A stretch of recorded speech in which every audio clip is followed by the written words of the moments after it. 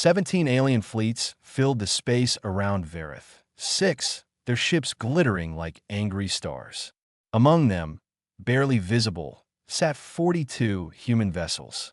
They looked like toys next to the massive warships of the Galactic Coalition. Admiral Solis watched the War Council through tired eyes. She had been listening to insults for 3 hours now. "Perhaps the humans can serve refreshments," said High Commander Telos, his insect-like mandibles clicking with amusement. The Vareni officer commanded 800 ships. His exoskeleton gleamed under the lights as he gestured toward the holographic display. "Surely they cannot expect to fight with those things they call warships." Laughter rippled through the chamber. Representatives from 12 species found this very funny. Solis remained silent. At 58 years old, she had learned that words were often wasted on fools. "With respect," said a rough voice, "the humans have proven themselves capable." Shipmaster Grail of the Fenari stood apart from the others. Her species resembled wolves that had learned to walk upright. Unlike the rest, she did not laugh. "Capable of what?" Telos waved a limb dismissively. "They come from a death trap of a planet. High gravity, poison atmosphere, predators everywhere. It is amazing they survived long enough to reach space at all. But war? Real war? They are children." Solis finally spoke. "I would like permission to deploy my fleet independently." The laughter grew louder. "Denied," said Telos. "You will remain in the rear. Try not to get in the way." Before Solis could respond, alarms screamed across the station.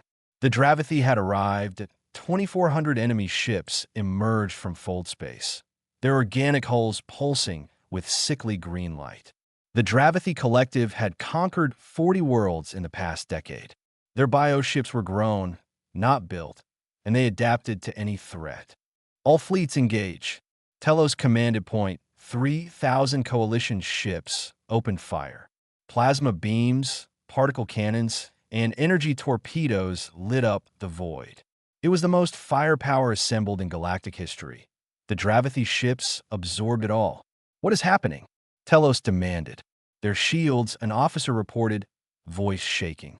"They have evolved bioorganic barriers. Energy weapons are being absorbed completely." Solis watched the tactical display. Coalition ships were dying. The Vareni flagship took a direct hit and lost half its hull. A Fenari cruiser exploded. The Dravathi pushed forward like a wave of death. Panic spread through the Allied command. Officers shouted over each other. Telos tried to rally his forces, but his voice cracked with fear. Nobody paid attention to the human admiral. She turned to her tactical officer, a young man named David Okonjo. "Status of our special cargo."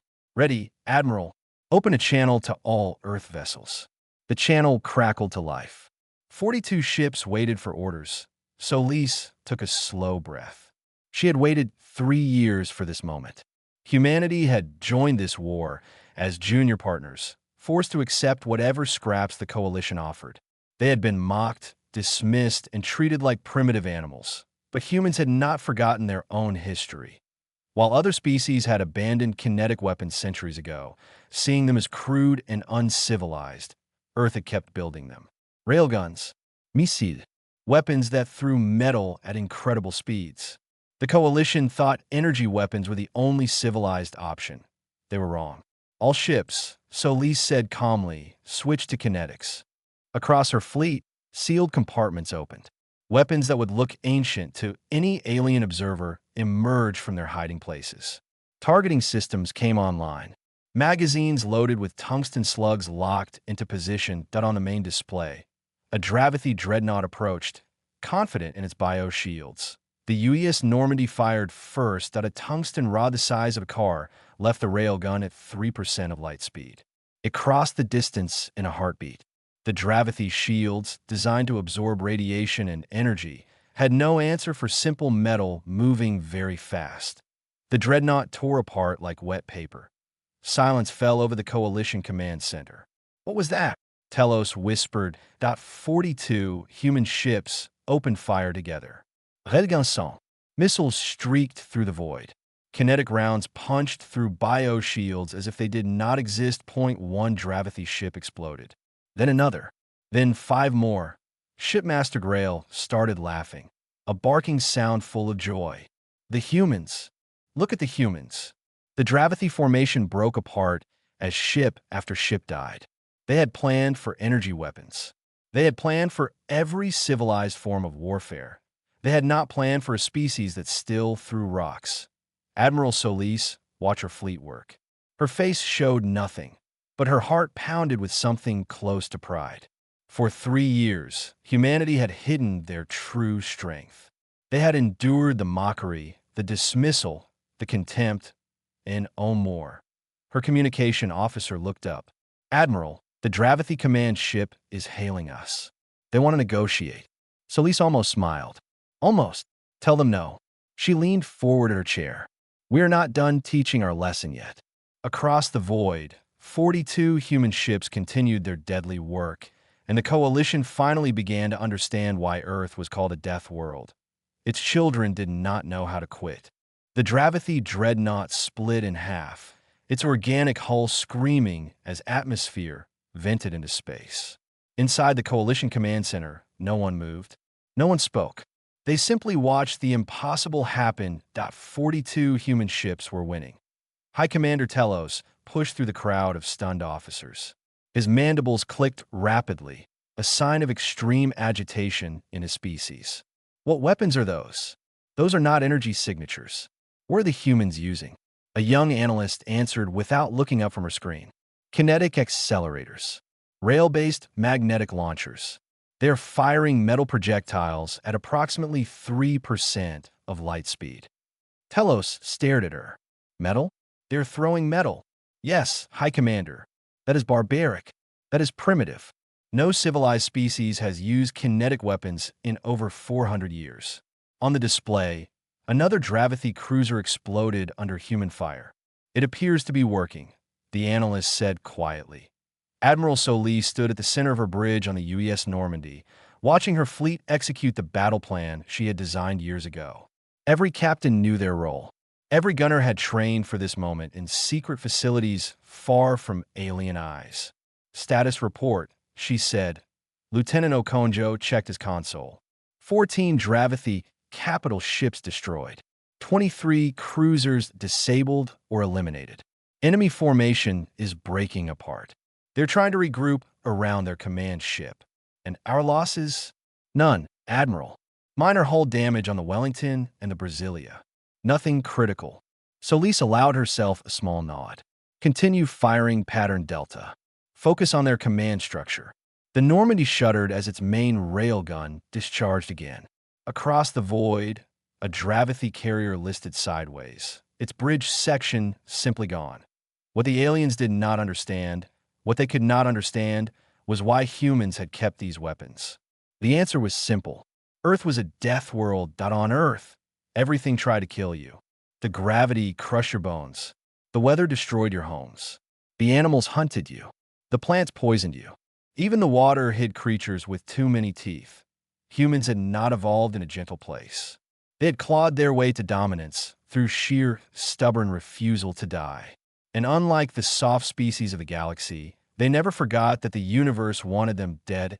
They built ships with triple redundant systems. They designed weapons that worked when everything else failed. They trained their soldiers to fight with broken bones and failing equipment. The Dravithy had evolved bioshields that absorbed energy because most species used energy weapons. It was logical. It was intelligent. It was the civilized approach to warfare. It had not occurred to them that anyone would still throw rocks. Admiral, Okonjo said, the Normandy has taken 17 direct hits since the battle began. Solis glanced at the damage reports. Hull breaches on 3 decks. Minor fires in the engineering section. 2 crewmen injured. And we are still fighting. Yes, Admiral. All systems operational. A Vareni cruiser drifted past the view screen, its hull torn open by Dravithy weapons. It had taken 2 hits before dying. Human ships were built differently. Human ships expected to get hurt. The communication system crackled. Admiral Solis, this is Shipmaster Grail. My Fenari vessels are moving to support your flanking action. Do you accept? Solis smiled slightly. The Fenari had always been decent to humans. Grail in particular had shown respect when others offered only contempt. Accepted, shipmaster. Form up on our port side. With pleasure, Admiral. It seems we underestimated your species. Most people do. The Dravathi were retreating now, their formation shattered. Dozens of their ships burned in the void. The bioshields that had made them invincible against the Coalition were useless against human weapons. But the War Queen was not finished. Admiral, Okonjo said urgently, detecting new contacts. Dravathi dropships breaking from the main formation. Trajectory suggests they are heading for Varith 6. Solis studied the display. The dropships were not carrying troops. Their cargo was something worse. Those are kinetic bombardment packages, she said slowly. They're going to destroy the civilian centers. We can intercept, but we would have to split our fleet. Solis closed her eyes. On Varith 6 lived 12 million people. None of them were human. Most of them belonged to species that had mocked and dismissed humanity for years. It would be so easy to let them die. Split the fleet, she ordered. Normandy Group continues pressing the Dravathi. Wellington Group moves to intercept the bombardment packages. Admiral, that leaves us exposed. If the Dravathi counterattack, I know. Solis turned to face her crew. These were her people. They trusted her with their lives. Those civilians did not choose to be born under leaders who disrespected us. They're just people trying to survive. We do not let innocents die because their governments are foolish. Okonjo hesitated only a moment before nodding. Yes, Admiral. Transmitting orders now. Half of Earth's tiny fleet broke away, racing toward Varith 6 to save people who had never shown them kindness. And in the Coalition Command Center, High Commander Telos watched with something he had never felt toward humans before. Confusion. Why would they sacrifice their advantage for alien lives? He did not understand. But he was beginning to suspect that perhaps he had been wrong about many things. Fire bloomed in the darkness of space as the UES Wellington took a direct hit. Captain Rosa Mendez gripped her command chair as the ship shook violently. Her crew scrambled to contain the damage. Behind them, Varith 6 hung like a blue jewel, home to 12 million aliens who would die if the Dravathi bombs reached the surface. Damage report, she demanded. Hull breach on Deck 7. Railgun 2 is offline. We have lost contact with Engineering Section C. Keep moving. We're almost in range. 20 human ships faced 60 Dravathi bombers. The math was bad. The odds were worse. But Rosa Mendez had not joined Earth's Navy to do easy things. Target the lead bomber. All weapons fire. The Wellington roared as her remaining railguns opened up. Tungsten rounds crossed the void in an instant, tearing through the Dravathi vessel's organic hull. It spiraled away, its payload of death never reaching the planet below .1 down. 59 to go. Across the battlefield, the UES Brasilia and UES New Delhi fought alongside the Wellington. They were taking heavy fire. The Dravathi had learned that human ships were dangerous, and they focused their attacks with desperate fury. Wellington, this is New Delhi. We have multiple hull breaches. Casualties mounting, but we are holding. Good, Rosa answered. Keep holding. Another Dravathi bomber died. Then another. The human ships moved like dancers, coordinating their fire with practiced precision. Each shot counted. Each second mattered on Varith 6's surface. Millions of Arenti and Fenari and Christari watched the sky, not knowing that the tiny specks of light above them were humans dying to keep them alive. Brasilia is reporting critical damage, her tactical officer said. They have lost main power. Rosa watched the Brasilia drift on her display. The ship was dying. Its crew had maybe 10 minutes before total system failure. Tell them to focus on the Eastern Bomber Group. Use whatever weapons they have left. Captain, they will not survive that action. I know. Tell them anyway. The Brasilia's captain answered immediately. Understood, Wellington. It has been an honor. Rosa swallowed the lump at her throat. The honor is ours. The crippled ship turned toward the largest cluster of bombers, its remaining railguns firing continuously. Dravathi weapons tore into its hull. Fire spread through its corridors. Crew members died at their stations, but the Brasilia kept shooting until the very end. When it finally exploded, it took 11 Dravathi bombers with it. Rosa did not have time to mourn. More bombers were breaking through. The New Delhi moved to intercept, but it too was failing. Its captain, a man named Yusuf Abara, gave his final report in a calm voice. Wellington, we are going down. I am setting collision course for the remaining bomber group. Yusuf, no. Evacuate your crew. Nuchimi, Hausa. They would reach the planet. This is the only way. The New Delhi accelerated, its broken hull screaming as it pushed beyond safe limits. Dravathi weapons pounded it mercilessly. Explosions ripped through deck after deck. Yusuf Abara kept his ship on course until the moment of impact. The New Delhi crashed into 7 Dravathi bombers at full speed. The explosion lit up the void like a small sun. When the light faded, nothing remained. Rosa closed her eyes for just a moment. 4,200 humans had died in the past 20 minutes. The Wellington, the Brasilia, and the New Delhi. Friends, comrades, family, captain, her tactical officer whispered. No more bombers detected. We did it. The planet is safe. Rosa opened her eyes. On her view screen, Verith 6 continued to spin peacefully. Its cities were intact. Its people were alive. Get me Admiral Solis. The connection crackled to life. Admiral Solis looked exhausted, but her eyes were sharp.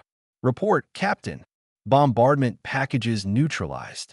Wellington is combat effective with heavy damage. Brasilia and New Delhi are lost with all hands. Solis received the news in silence. When she finally spoke, her voice was steady but soft. Their names will be remembered. Admiral, why do we do this? Those people down there, they hate us. Solis considered the question. Because it was right. Because they are living beings who did nothing wrong. Because if we let them die, when we could save them, we would become something less than human. Rosa looked at her damaged ship, her wounded crew, her list of the dead. Was it worth it? I do not know, Solis admitted. But I know that I can look at myself in the mirror tomorrow. Can the rest of the galaxy say the same? In a coalition command center, High Commander Telos had watched everything. He had seen humans sacrifice their ships, their people, their tactical advantage, all to save aliens who had treated them with contempt. For the first time in his long life, the Varini commander felt something strange, shame that he did not understand humans. He was not sure he ever would, but he was beginning to realize that he had misjudged them in ways he could not yet comprehend. And somewhere in that confusion, respect was beginning to grow. 3 days after the battle, Verith Success Sky was still filled with debris. Broken ships tumbled through orbit, their twisted hulls catching sunlight like morbid jewels. Most of them were Dravathi. Some of them were human. Admiral Rena Solis walked through the Coalition medical station alone. Wounded soldiers from a dozen species filled the corridors. Varini with cracked exoskeletons. Finari with burned fur. Crystari whose crystal limbs had shattered. And humans. So many humans. She stopped at every bed. She learned every name. She thanked every wounded soldier personally, human and alien alike, that a young Finari nurse watched her with curious eyes. Admiral, why do you visit the alien wounded? We are not your people. You fought beside us, Solis said simply. That makes you our people. The nurse had no answer for that. News of the battle had spread across the coalition. For the first time in 3 years, the Dravathi had been defeated decisively. Everyone knew who was responsible. 42 human ships had done what 3,000 alien vessels could not, but not everyone was grateful. High Commander Telos had survived the battle, though he had lost half his fleet. Now he stood before the Coalition Council, demanding justice. The humans used illegal weapons, he declared. Kinetic bombardment systems are banned under the Galactic Accords. Admiral Solis faced him calmly. The Galactic Accords ban kinetic weapons used against planetary surfaces. Ship-to-ship kinetic weapons were never addressed because no one used them. A technicality. No, an oversight. Your ancestors were so certain that energy weapons were superior that they never imagined anyone would think differently. Telos clicked his mandibles angrily. You hid these weapons from us. Yes. Why? Because you would have taken them from us. You would have called them barbaric and primitive, just as you called us barbaric and primitive. You would have left humanity defenseless while the Dravathi conquered world after world. Solis let the words hang in the air. We protected ourselves because no one else would. The council chamber fell silent. Then a door opened, and guards brought in a Dravathi prisoner. The creature was smaller than its warriors, its skin pale and unhealthy. It had been captured during the battle. "This one has information," Shipmaster Grail announced. "Speak." The prisoner looked around the chamber with compound eyes full of hate. "You think you won? You won nothing. We came to Verith 6 specifically to destroy the human fleet. Our queen knew about your kinetic weapons. She knew you were the only real threat." Telos stiffened. "You targeted the humans?" "Of course. The rest of you are sheep. Energy weapons, energy shields, civilized warfare." The prisoner made a sound like laughter. "Humans are different. Humans remember how to kill. Our queen wanted them eliminated before they could spread their poison to the rest of you." The revelation struck the council like a physical blow. The Dravathi, who had conquered 40 worlds, had been afraid of humanity. Not the Varini with their massive fleets. Not the Finari with their ancient traditions.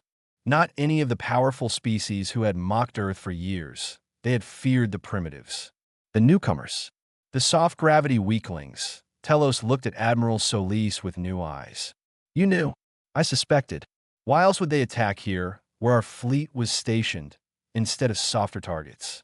They wanted to destroy us while they still could." The tribunal collapsed. No one spoke of illegal weapons anymore. After the session, Grail approached Solis privately. "Admiral, my people wish to formally request human command of our vessels.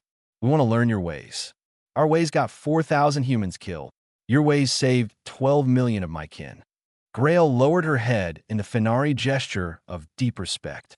"A human freighter captain saved my colony ship 20 years ago. He died doing it. I have never forgotten. Now I understand that he was not unusual. He was simply human." Solis placed a hand on Grail's furred shoulder. "We would be honored to fight beside the Finari." That evening, a delegation from the Coalition Council came to Solis with a question. "Admiral, we need your help. The Dravathi will return. Their shields will adapt. Our energy weapons will become even more useless." The lead delegate, an elderly Christari, spoke with urgency. "Will Earth teach us to fight like humans?" Solis considered the request. For 3 years, these species had treated humanity like primitive children. Now, they came begging for help. She could refuse. She would be justified. Instead, she nodded slowly. "I will teach you one thing. Not how to build weapons. You can figure that out yourselves. I will teach you how to think like a Deathworld species." What does that mean? It means expecting everything to go wrong. It means planning for disaster. It means surviving anyway. Solis looked at the delegates with eyes that had seen too much death. "Anyone can build a gun. What you need to learn is how to never give up, no matter how badly you are losing." The Christari delegate bowed deeply. "Then teach us, Admiral. Teach us to be human." Solis almost laughed. "Almost. Meet me at the training facility tomorrow, and be prepared to suffer. Deathworld lessons are not gentle. The war was far from over. The Dravathi would return with new weapons and new strategies. But something had changed at Verith 6. The galaxy had seen what humans could do. More importantly, they had seen what humans were willing to sacrifice, and that terrified the enemy far more than any weapon ever could. 6 months changed everything. Sergeant Paula Vance stood before a classroom filled with alien officers. Barini, Finari, Christari, and half a dozen other species sat in perfect silence, watching her every move. Behind her, 2 words glowed on the display screen. Adapt. Overcome. Your shields are down, she said. Your main weapons are offline. Half your crew is dead. The enemy is closing in. What do? A Varini officer raised a limb. We would transmit our final coordinates and prepare for honorable death. Wrong. Vance crossed her arms. You would use your backup weapons. If those fail, you ram the enemy. If that is impossible, you evacuate to survival pods and fight from there. You do not die until you have exhausted every single option. But that is undignified. Dignity does not win wars. Survival wins wars. Vance paced before the class. On Earth, we have a saying, where there is life, there is hope. As long as you are breathing, you can still fight. Never, ever give up. The alien officers looked uncomfortable. Their cultures had strict codes about honorable death in battle. The idea of fighting dirty, of refusing to accept defeat, went against everything they had been taught. But they had also seen Varith 6. They had watched humans sacrifice their ships to save alien civilians. They had seen what impossible determination could accomplish. So they listened. Across the galaxy, human training teams were changing how the Coalition fought. Ships were refitted with manual backups and redundant systems. Soldiers learned to fight without power armor. Officers studied Deathworld survival tactics. Progress was slow. Some species adapted quickly. The Finari, natural pack hunters, excelled at small unit tactics. They learned to work together in ways that multiplied their effectiveness. Others struggled. The Varini could not understand why anyone would choose an ugly victory over a beautiful defeat. Their culture prized honor above survival, and that was hard to unlearn. But war has a way of teaching difficult lessons. The Dravathi counterattack came without warning. 3 systems fell under assault simultaneously. The Coalition was caught off guard. Their forces spread too thin. T Corinth 7, a mixed fleet of Finari and human ships held the line against overwhelming odds.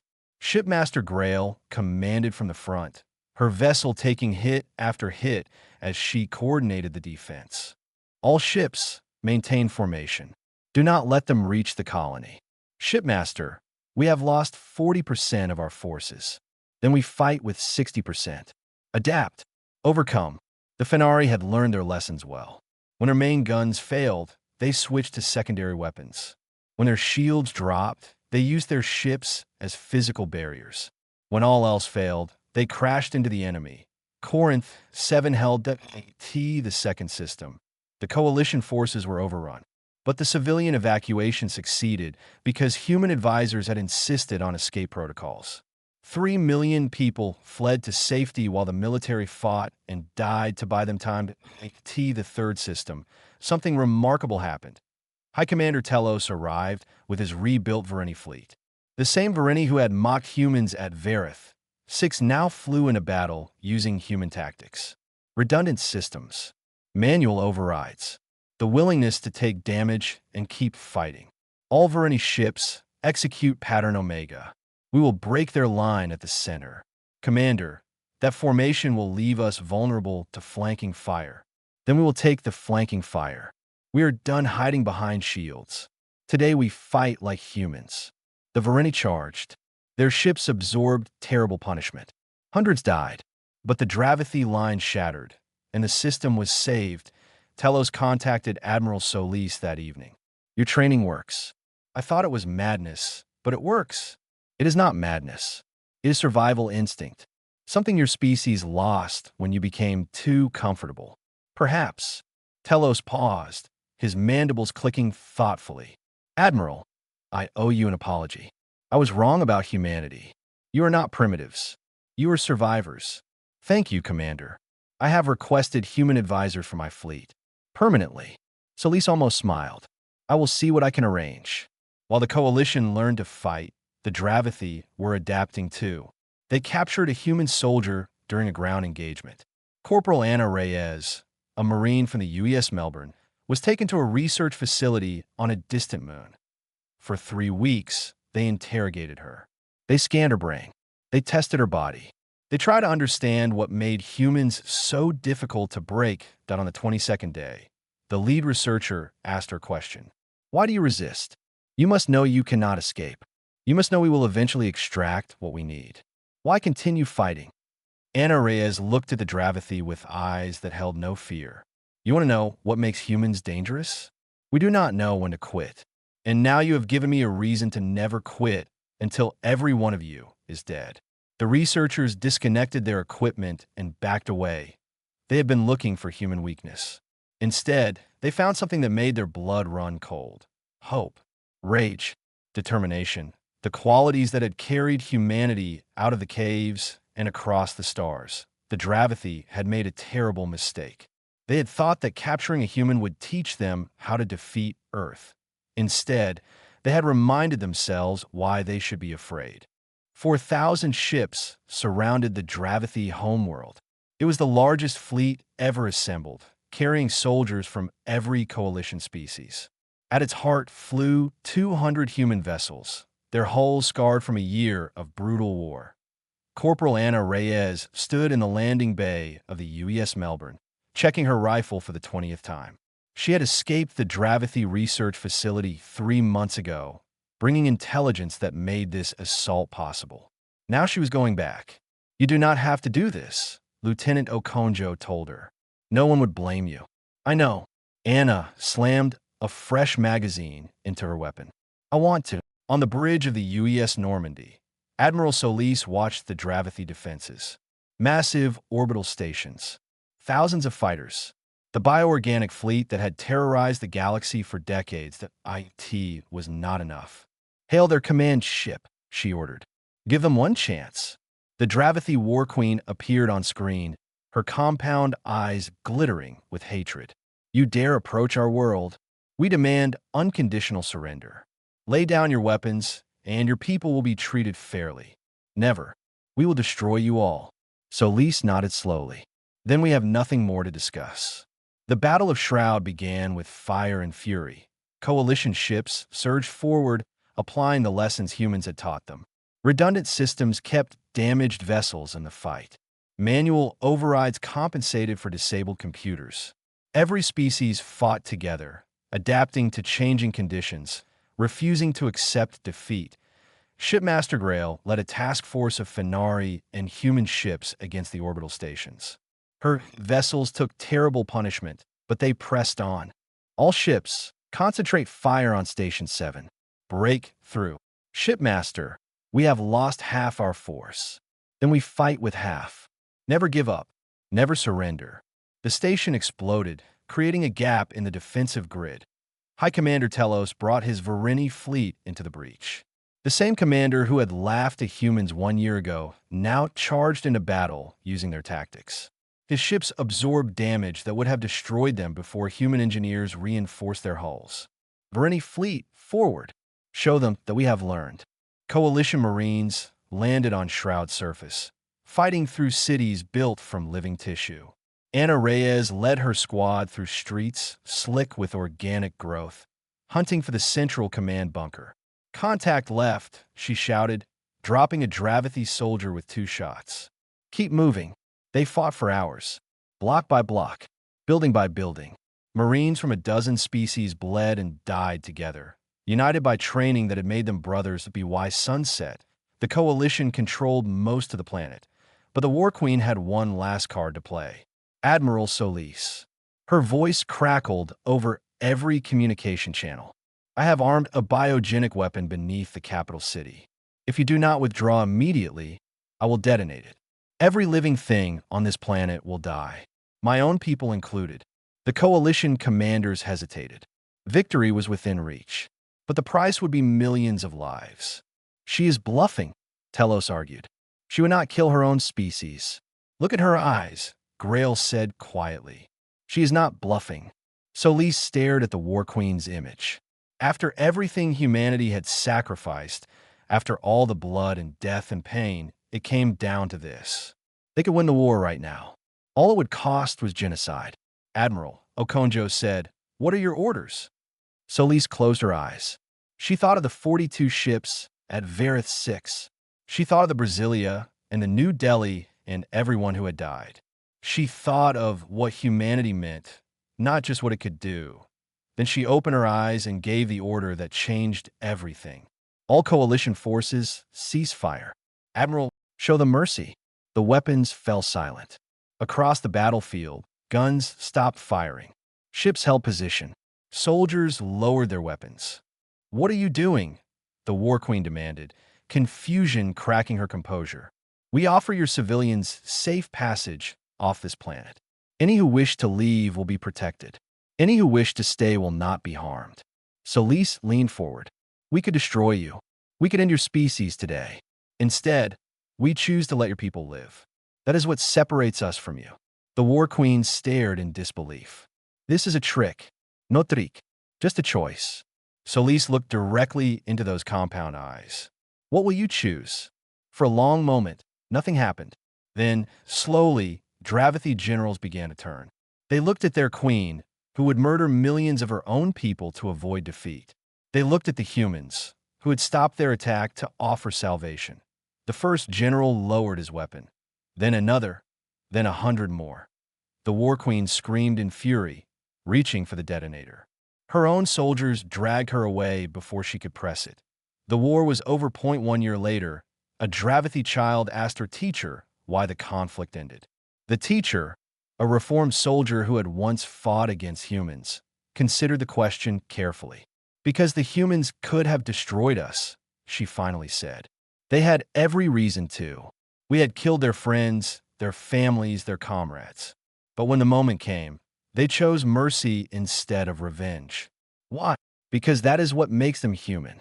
The teacher looked out the window, where coalition ships patrolled a peaceful sky. They are not strong because of their weapons or their ships. They are strong because they know when not to fight. That is why the galaxy stopped laughing at Earth. And that is why we follow them now. The child nodded slowly, not quite understanding. She would learn. They all would. Humanity had taught the galaxy to fight. But more importantly, they had taught it something far more valuable. They had taught it when to show mercy.